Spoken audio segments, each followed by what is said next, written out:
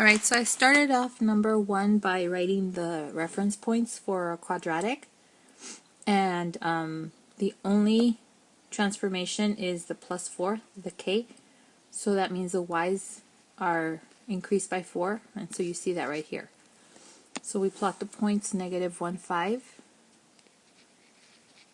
0, 4, 1, 5. You could also add 2.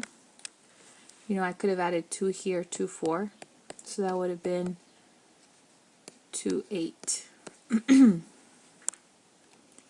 And since we know parabolas are symmetric, we know that negative 2, 8 is also on the graph.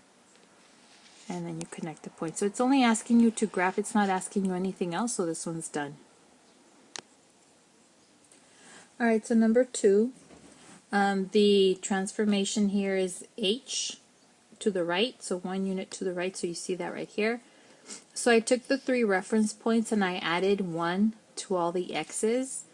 I also included an extra point.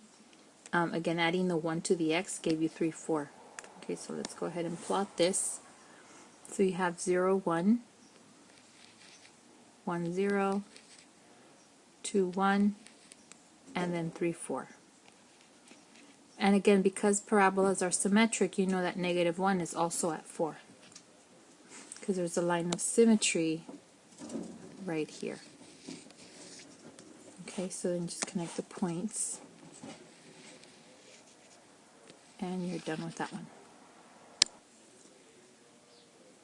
So for number 3, I kept the 3 as a b, so that's why you see 1/3 x right here, and then the negative 5 was the k, so it's y minus 5.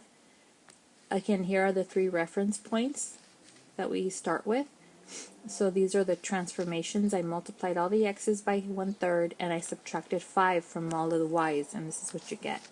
Now it's kind of tough to graph 1/3, negative 1/3, so I went ahead and I added this point right here, 3, 9, because when you square 3 you get 9 from the parent function.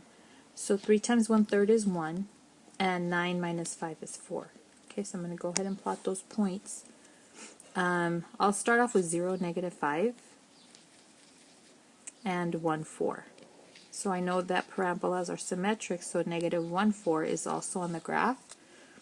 And 1/3, negative 4, it's going to be about here, and then negative 1/3, negative 4 is about here, approximately. So it's a really skinny graph. Oops, I missed the mark, the point. Okay, so it's really skinny. It goes up like that. Okay, and there's the graph. Okay, so for number 4, the transformations are h is 4 and k is 1, so all the x's increase by 4 and all the y's increase by 1. I only did the transformation for the 3 reference points that we usually start off with. I may do the transformation for these 2, so we'll see how the graph looks right now. So 3, 2, 4, 1, 5, 2, and yeah, I'll just do, I don't know, 2, 4, and so that's going to be 2 plus 4 is 6, 4 plus 1 is 5. I'm just using a transformation, so 6, 5. And because I know that parabolas are symmetric on the axis of symmetry, so I know that 2 is also going to be at 5. Okay, and those are enough points to sketch. Okay, and there it is. Alright, so number 5, the k is 3, so it's written you know, kind of in reversed order. Usually we'll see negative x squared first plus 3, but it's the same thing, right? So the coefficient of x squared is a, so that's negative 1, and that affects the y, so that's why you see a negative y right here. And that's your k value, so you see the plus 3. So I did the transformations on these 3 points, and again, if I see a need, I'll include these 2 in a minute. So negative 1, 2, just change the color. So negative 1, 2, 0, 3, and 1, 2. Oh, I changed, sorry, I apologize, I changed the sign by accident. Right here should be 1.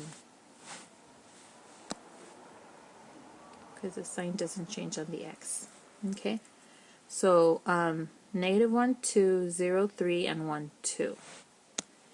Let me go ahead and do the next point. So that's 2. Negative 4 plus 3 is negative 1. So 2, negative 1.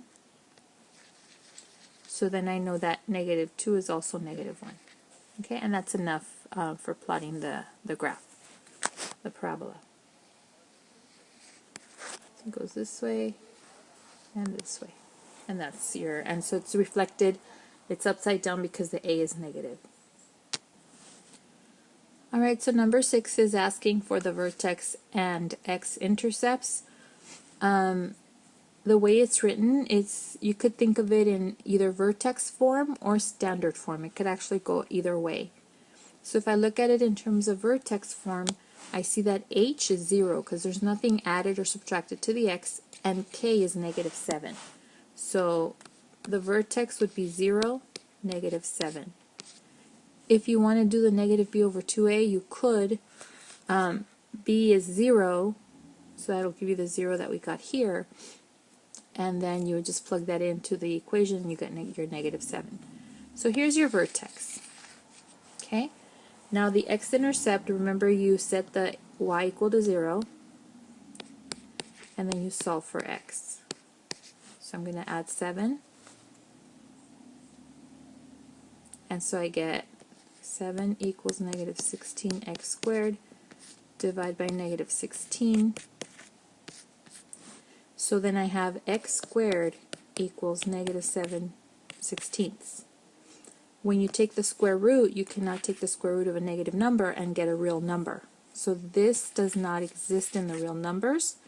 So this has no x-intercept. Now on the test, another thing you could do, this is how you show it algebraically. Okay, that there's no x-intercept. But if you explain it through like logic and reasoning, that if the vertex is down here, 2, 4, 6 down here somewhere, and the parabola is opening down because the 16 is negative, like that, then there's no way it's going to cross the x-axis. So this is another way you could show or tell me that the parabola has no x-intercepts. You could explain it. Okay, so you could draw the figure, talk about how the A is negative, it's going to open down, so then the graph isn't going to touch the x-axis. Okay? So for number 7, you need to find the vertex and the x-intercepts again, like number 6. So let's do the vertex first. So the x would be negative b over 2a. So then that's negative 2 over 2 times 1.